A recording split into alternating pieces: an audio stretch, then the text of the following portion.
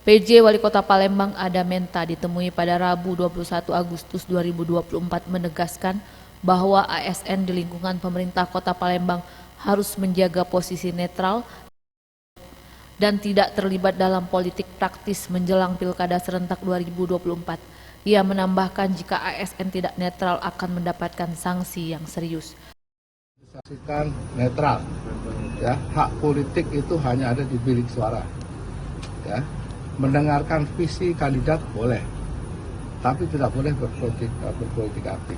Kalau ada yang ketahuan, kita kan ada Bawaslu, sambil itu kan kita juga ada pengawas-pengawas yang lainnya. Kalau ketahuan ya kita lakukan sanksi, harus tegas.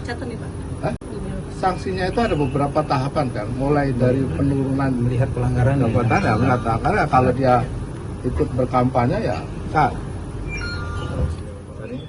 Pendidikan dan Tim Liputan Sriwijaya TV.